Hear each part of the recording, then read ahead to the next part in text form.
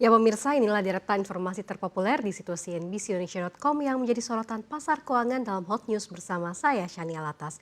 Kita ke informasi yang pertama. Tentara berpatroli di dekat istana presiden di Bissau, Guinea Bissau pada Jumat ini. Militer Guinea Bissau mengambil alih kekuasaan setelah mengumumkan kendali penuh atas negara itu. Pengumuman itu mencakup penangkapan presiden, penutupan perbatasan, penghentian proses pemilu hingga penerapan jam malam.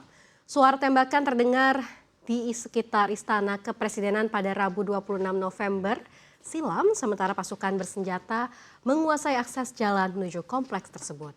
Jenderal Denis N. Chanha menyatakan Komando Gabungan Seluruh Matra Angkatan Bersenjata kini memimpin pemerintahan sampai pemberitahuan lebih lanjut. Ia membacakan deklarasi tersebut di hadapan jurnalis dikelilingi prajurit bersenjata lengkap.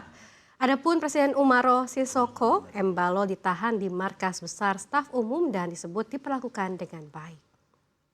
Seorang perwira senior mengonfirmasi Embalo ditahan bersama Kepala Staf dan Menteri Dalam Negeri. Tokoh oposisi Domingos Simões Pereira yang dilarang maju dalam Pilpres juga ditangkap. Pereira sebelumnya mendukung kandidat oposisi Fernando Dias. Baik Embalo maupun Pereira mengklaim kemenangan menjelang pengumuman hasil resmi sementara. Militer menangguhkan seluruh proses elektoral, menghentikan siaran media dan menutup perbatasan darat, laut, serta udara. Encana mengklaim pihaknya menemukan rencana untuk mengacaukan negara yang melibatkan penguasa narkoba nasional, termasuk upaya memasukkan senjata untuk mengubah tatanan konstitusi. Di tengah ketegangan ini, jalan-jalan utama di Bissau tampak sepi menjelang malam. Guinea Bissau memiliki sejarah panjang kudeta. Dengan 4 kudeta berhasil terjadi sejak kemerdekaan, ketidakstabilan kembali mengemuka menjelang pemilu tahun ini. Termasuk serangan pria bersenjata tak dikenal terhadap kantor Komisi Pemilihan Nasional. Negara miskin itu juga lama menjadi titik transit perdagangan narkoba antara Amerika Latin dan Eropa.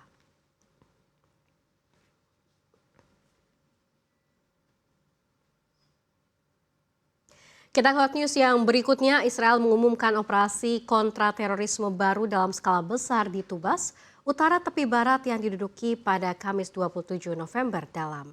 Operasi ini tentara Israel juga melakukan serangan penggerebekan dan penyerbuan ke rumah-rumah warga. Beberapa di antaranya rumah warga itu diubah menjadi barak militer. Militer dan Dinas Keamanan Dalam Negeri mengatakan operasi ini sebagai bagian dari operasi kontra-terorisme yang luas di wilayah Samaria Utara dalam istilah Alkitab Israel untuk sebagian wilayah tepi barat. Tentara Israel juga mulai menutup jalan-jalan utama di provinsi tersebut untuk memperkuat kendali atas wilayah tersebut. Tentara pendudukan Israel memberlakukan jam malam menyeluruh di Tuba dan kota-kota tetangga, menutup semua pintu masuk dengan gundukan tanah dan pos pemeriksaan militer. Tujuan operasi tersebut adalah untuk memburu warga Palestina, tetapi wilayah tersebut bebas dari orang yang dicari. Ia menekankan penargetan Tubas disebabkan oleh lokasi geografis dan kedekatannya dengan lembah Yordan Utara.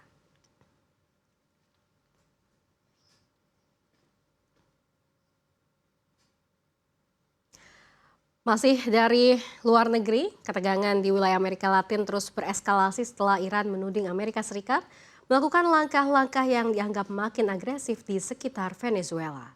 Dalam momentum ketika Washington memperluas operasi militernya di Karibia dan Pasifik Timur, Teheran menyatakan sikap keras yang menegaskan bahwa tindakan tersebut bukan sekedar operasi keamanan, melainkan ancaman langsung terhadap kedaulatan sebuah negara.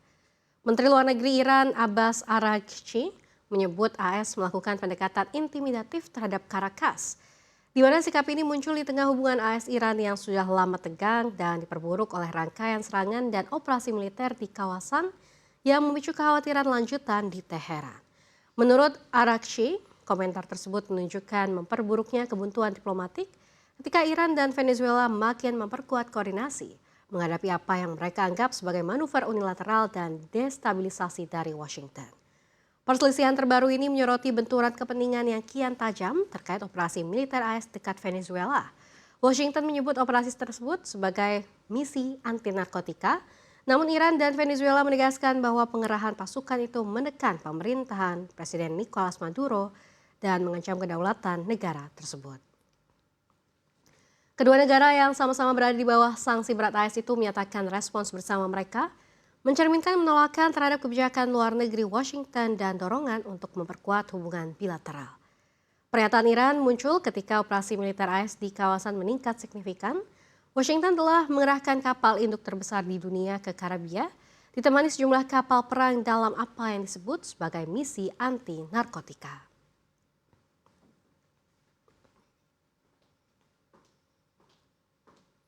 Kita beralih ke hot news yang terakhir dari domestik atau dalam negeri. Hujan lebat mengguyur kota Padang, Provinsi Sumatera Barat sepanjang Kamis 27 November, di mana bencana hidrometeorologi basah tak bisa dihindari menerjang beberapa titik di wilayah kota. Pada Kamis kemarin, arus banjir dengan volume debit air besar menerjang sejumlah rumah yang berada di bantaran sungai Minturun. Material batang pohon dan lumpur merusak rumah warga di Lubuk Minturun, Kota Tengah, Kota Padang. Terdapat 4 warga meninggal dunia akibat peristiwa tersebut. Beberapa rumah mengalami kerusakan saat kejadian berlangsung pada dini hari, sekitar pukul 4 pagi waktu setempat. Selain banjir bandang di Lubuk Minturun, jembatan penghubung di Kotoluar, Kecamatan Pau, Kota Padang, putus akibat struktur jembatan yang dihantam material yang hanyut terbawa arus air. Data Pusat Pengendalian Operasi BPBD Provinsi Sumbar mencatat, cuaca ekstrim berdampak di 17 kelurahan di 7 kecamatan di Kota Padang. Cuaca ekstrim tersebut menyebabkan banjir, longsor, dan sejumlah pohon tumbang di 14 titik. BPBD setempat ini masih melakukan pemutakhiran data dampak bencana hingga sore ini. Terkait dengan penetapan status, Wakil Gubernur Sumbar menjelaskan, pihaknya telah menetapkan status tanggap darurat dan juga beberapa kabupaten dan kota yang terdampak cuaca ekstrem.